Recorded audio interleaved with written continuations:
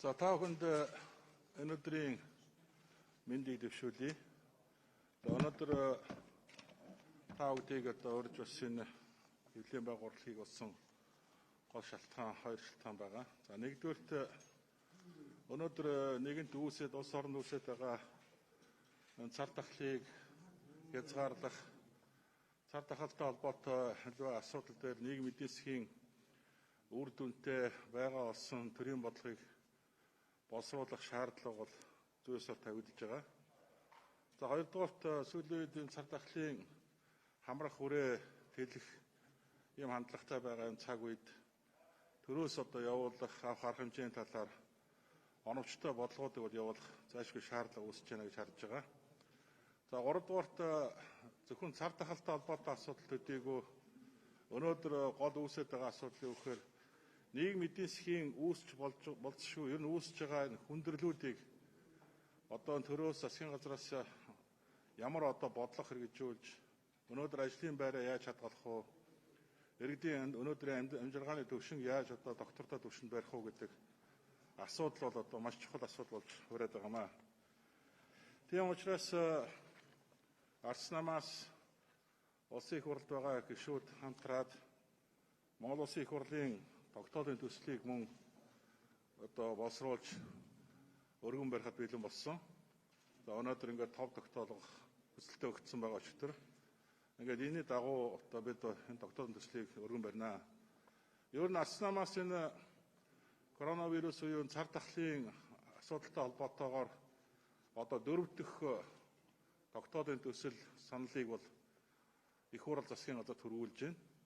Удаа дараагийн хургуулсан санаачлага тогтоол хуулийн төслүүдийг бол эрх баригчид үл ойшоосон маягаар хандаж хаахахгүй байгаа гэдэг бас энэ зориуд онцолж хэлмээр байна. Ер нь өнөөдөр бол энэ цар тахалтай тэмцэх асуудал бол аль нэг намын асуудал биш, энэ улс орны үндэсний аюулгүй байдлын асуудал учраас энэ асуудалтай холбоотой бүх улс төрийн намууд, бүх улс төрчид иргэд төрийн бус байгууллага гэдэг энэ аж ахуйн нэгжүүд гэдэг Монголд үйл ажиллагаа явуулж байгаа бүхий л байгууллага иргэдийн хувьд бол энэ асуудал бол хамаатай гэж ойлгож байгаа. За ингээд би та бүхэнд энэ гадаад улсад хүнд нөхцөлд байгаа Монгол улсын иргэдийн эрхийг хамгаалах тухай энэ улсын их хурлын тогтоолын төслийг та бүхэнд танилцуулъя. За Монгол улсын их хурлын тухай хуулийн 43 дугаар зүйлийн 43-ийн 1-р хэсгийг үндэслэн Монгол улсын их хурлаас тогтоохон 1. Коронавирус цар тахлын улмаас гадаад улсад хөл хорой болон олон улсын нислэг төл зогсоосонтой холбогдуулан хүнд нөхцөлд орсон Монгол улсын иргэдийн эрхийг хамгаалах үүднээс дараах арга хэмжээг авч хэрэгжүүлэхийг Монгол улсын засгийн газар хүрэлцэх даалгасуугаа. 1. Их орон дээр хүсэл гаргасан хүндгүй үзэх шалтгаантай Монгол улсын иргэн бүрт байр олны наацхийн хэрэглээг хангахад зориулж 20 оны 4-р сарын 1-ний өдрөөс эхлэн агаарын хил нэгдэж их орон дээрх боломж нэгдэх хүртэл сар бүр $500 санхүүгийн дэмжлэг үзүүлэх. За 2-д нь Монгол улсын иргэдийн эрхийг хамгаалах төр журам боловсруулж хэрэгжүүлэх. За 3-д нь Монгол улсаас гадаад улсад суугаа элчин сайд консулын газрыг тухайн улсад хүнд нөхцөлд байгаа өвчтөе, өгшлөмшөлтэй, жирэмсэн, өндөр настай хүүхэд, оюутнууд, санхүүгийн бэрхшээлд орсон зэрэг хүндгүй шалтгаантай Монгол улсын иргэнийг бүртгэх ажлыг зохион байгуулах.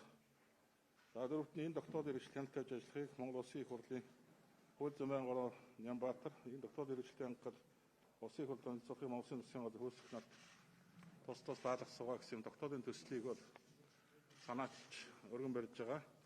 За энэ тогтоолын төслийг нэгэн яралтай горимоор хилцэж батлана гэдэгт бол итгэж байна. За өнөөдөр энэ тогтоолын төслийг үндсэндээ үндэсний аюулгүй байдлын нөхцөл байдал онц нөхцөл үүссэнтэй холбогдуулж гамшигын тухай болон онц байдлын тухай хуулийн холбогдох заалтуудыг үндэслэж гаргаж байгаа. Тэгээд энэ тогтоолын төслийн 1-р өргөн барих асуудлыг ярьж байгаа. За 2-дугаарт Монгол улсын их хурлаас засгийн газарт бид нар 5 бүлэг 38 зорилт өгье. Коронавирусын цар тахлын хүндрэлтэй үеийг нийгмийн эдийн засгийн хүндрэлийг гаргахгүйгээр давах энэ чиглэлээр бид нар бас өөрсдийнхөө хөтөлбөр төлөвлөгөөг боловсруулж хөргүүлсэн харамсалтай нь олтол хүлээж авч хилцүүлэгт оруулахгүй байгаа гэдгийг бол энд бас онцолж хэлэх ёстой гэж бодож байна. За ингээд энэ холбогдох асуудалтайгаар та бүхэнд бас асуух зүйл байвал бид бас энэ асуудлыг холбоотой хариулт өгөх бэлэн байна. За дээр нь ер нь арц намаас бас энэний өмнө та бүхэн мэдж байгаа Монгол улсад энэ эдийн засгийн хүндрэл үүсэж байгаатай холбоотой аж ахуйн нэгж байгууллагуудын одоо өндөр хүүтэй зээлийн төлөлтийг хязгаарлая, зээлийн хүүг бууруулъя гэдэг тогтоолын төслийг мөн өргөн барьсан. За мөн одоо арц намаас иргэн бүрт тодорхой хэмжээний санхүүгийн дэмжлэг буюу сая 290 мянган төгрөгийг одоо олгох асуудлыг зохион байгуулах шаардлагатай байна гэдгийг бол бас манай намын нарийн бичгээр магнаа одоо уламжилж бас саналаа гаргасан байгаа. За энэ бичлэн одоо асуудлууд байгаа учраас өнөөдөр энэ коронавирустай холбоотой цар тахлын асуудалтай холбоотой асуудлаар өнөөдөр холбогдох дандаа ажил хэрэгжих боломжтой саналуудыг бол хөргүүлж байгаа. Харамсалтай нь энэ асуудал дээр бол хайн хандж байгаа гэдэг бас дахин одоо хэлье. За асуулт өгөөд хариулъя.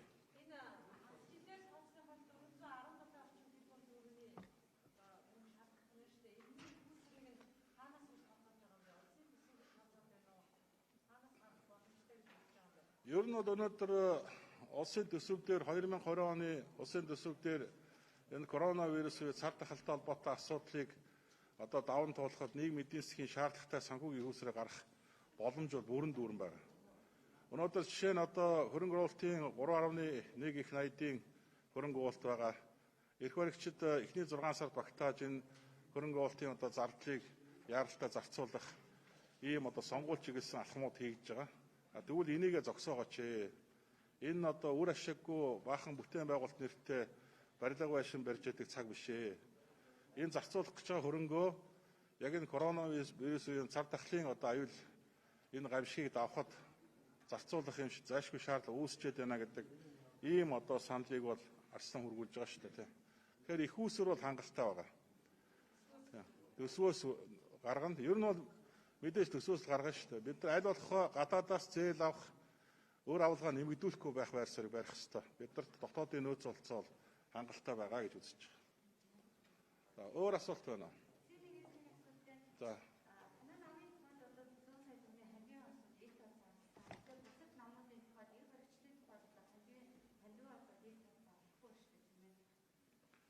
Тэгэхээр өнөөдөр арц нам руу янз янзын одоо харлуулах, гутаах, гүтэх юм одоо хандлага бол нэлээд байгаа. Гэхдээ бид нар бол байр суурин дээр бол хатуу зогсноо. Өнөөдөр улс төрийн намуудын санхүүжилтийг ил тод болгох одоо тэр их усрээ ил тод болгохоос гадна одоо гүйцэтгэл зарцуулалтад ил тод тайлагнах ийм шаардлагыг бол олон жил бол иргэд манай хэвлэл мэдээллийнхэн тэгээд ер нь одоо усад одоо байгууллагууд шаардж ирсэн шүү дээ.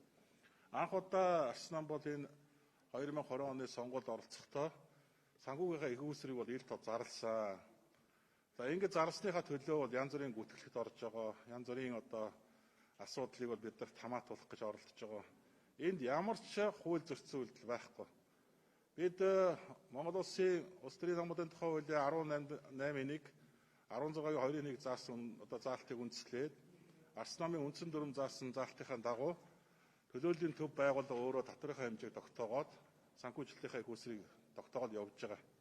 Энд бол ямар нэгэн хууль дүрм зөрчсөн, хууль бус үйлдэл хийсэн нэг ч алхам байхгүй гэдэг нэгдүгээр хариуцлагатай хэлмээр байна.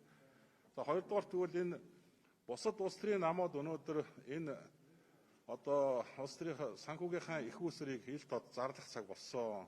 Ялангуяа эрх баригч Монгол Ардын нам бол өнөөдөр санхүүжилтийнхаа их усрыг бол зайлшгүй зарлах шаардлагатай гэж үзэж байна. 2020 оны улсын төсвийн хөрөнгө оруулалтаар батлагдсан 3.1 их найт төгрөгийн гүйцэтгэлийн хуваарийг та бүхэн хараарай. Эхний 6 сард багтааж энэ одоо хөрөнгө оруулалт хөдөлთა авалтын ажлаа дуусгахаар төлөвлөсөн байна.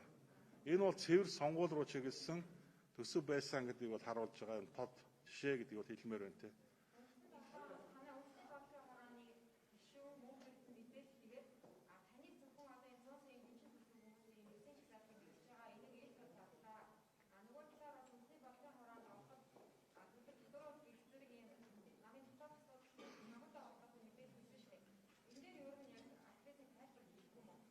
Угаасаа намын айлч байгууллагын өөрийн дотоод нууц гэж байдаг. Дотоод дүрм журам гэж байдаг.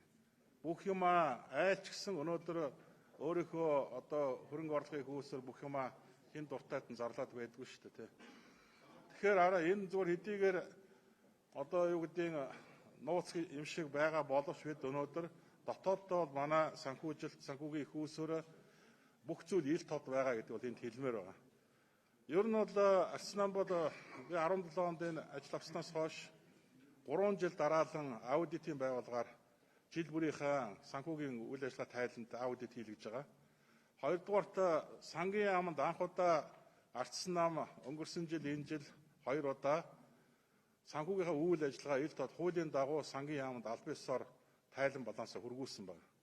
Ер нь Монголын улс төрийн намуудаас өнөөдөр яг энэ хуулийн дагуу сангийн яамд санхүү тайлангаа хөргүүлсэн нэг ч нам байдгүй юм байна лээ. Манайх бол аль биесээр хөргүүлсэн 2 удаа. За дээр нь аудитын байгууллагаар жил бүр одоо аудит хийлгэж тэрийг үндэсний бодлогоор одоо ил тод тайлгандаг ийм журамтай энэ дагуу явж ирсэн ийм нам байгаа. Тэгэхээр манайд бол ямар нэгэн тийм нууж хаагаад хаалттай байгаа зүйл байхгүй. Мэдээж нийгэмд зарлах нэг юм байна, зарлахгүй нэг юм байна. Тэрийг бол бид нар дотооддоо бас ил тод нээлттэй байлгах. Ямрын одоо нийгэмд ил тод болох уу, ямрын дотооддоо ил тод байх уу гэдэг бол тухайн байгууллагын дотоод дүрм журмаар зохицуулагдсан юм аа гэдэг бас хэлмээр байна тийм. Юу гэнэ? За ямар ч мөнгө төгрөг нэхээгүй.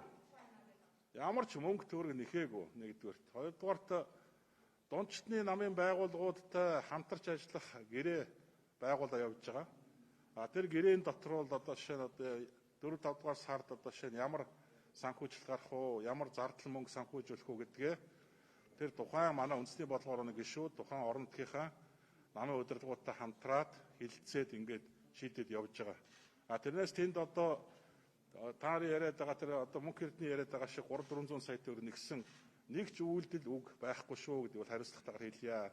Ер нь одоо бусад намуудын ч юм уу эсвэл өөр одоо ямар нэгэн гадны захиалгатайгаар зориуд улс төр хийдэг, тэрүүгээрээ шантаажладаг ийм тал дээр бол одоо жишээ нь манай мөнгө эрдэнэ битийн залуучууд бол их гаршсан нөхдүүд штэ. Тэгэхээр би бол өнөөдөр энэ ийм одоо явуургүй өдөө атгсан ийм үйл ажиллагаанд бол арчнаа автахгүй. Бид бол өөрсдийнхөө хийдэг дүрм журмын дагуу номын дагуу ажиллаа хийгээд явна тий. Ер нь бол холбогдох хөрөнгөлөмд гарсан юм байна лээ. Тэгэд манай дотоод хяналтын байгууллага үндсэн нормын ороо мөнгө эрдэнэ болон бус холбогдох улсуудтай холбоотой асуудлаар хяналтын ажил явуулж байгаа.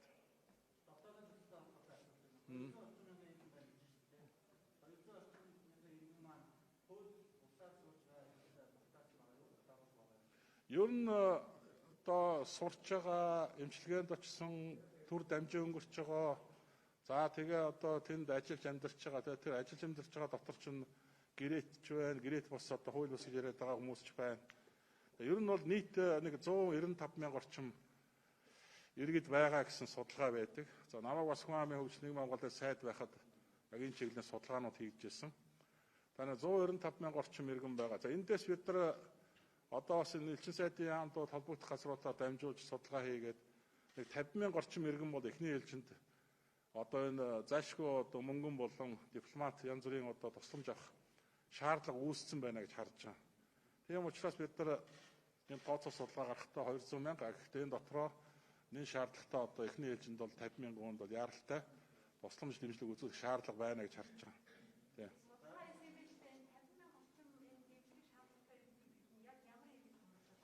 Юусоо наад дээр чинь байж байгаа шүү дээ, ардталт нь байж байгаа. Тэр нөгөө тэр үзэл баримтлал дээр байж байгаа урт талс нь тийм. Тэр үзэл баримтлал дотор чинь хин гэдэг ямар хүнд одоо энэ тусламж шаардлагатай байгаа юм бэ гэдгийг бол бид нар энэ тогтоолын одоо тогтоол хуулийнхаа төслийг босруулахдаа үзэл баримтлал дээр үндслүүдэд заасан байгаа. Тэрийг уншаад үзэхэд тодорхой байгаа.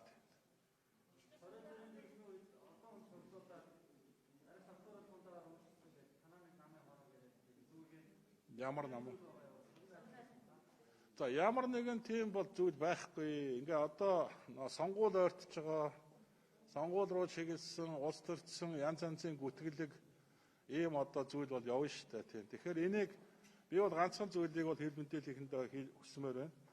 Ямар ч асуудал гарсан нотлох баримттай, их усвэртэй тийм ээ ийм асуудал дээр л асуудлыг авч үзэж хандж байгаарай л гэж та бүхэнд хэлмээр байна.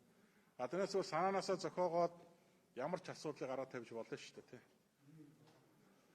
Өөр асуулт байна уу манайханд?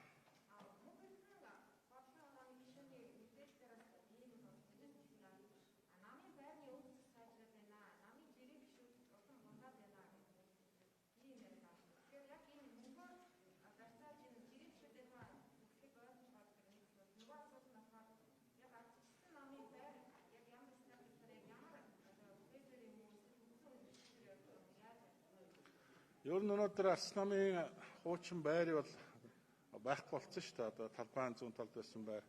Манай намын дарга байсан Алтууи гэдэг нөхөр энэ байрыг зараад алга болсон. Асуудал нь бол хууль хяналтын байгууллага шалгуулж байгаа. За хоёрдугаар тэгвэл одоогийн байгаа байр бол зөвхөн ашиглалтын зардлаараа ингээд 3 давхар ашиглаад явж байгаа. За энд нэг их одоо тансаг сайхан болгоод байгаа зүйл байхгүй. Энэ байр анх ороход ямар байсан тэр хэмжээндээ байгаа. За жижиг сажиг нэг урсгал засвар бол хаач хийгддэг шүү дээ. Хийгдээд явж байгаа. Өөр нэг тэнд сүртэй хөрөнгө оруулалт хийгдээд одоо янз бүрийн одоо үлгэрийн ордон шиг болгоцсон юм ерөөсөй байхгүй. Арс намын байр 17 онд ороход ямар байсан өнөөдөр тэр хിവэрэл байгаа. Тэгэхээр энийг одоо зөвхөн нэмний нэг хайх гад альва нэг ямыг харлуулах гад одоо муулах гад ингээ бүр янз бүрийн юм хайгаад ядцсан нэг ийм байдалтай юм ярьдгийг бол одоо бид нар болимоор байгаа юм л да тийм. За баярлалаа та бүхэнд анхаарал тавьсанд.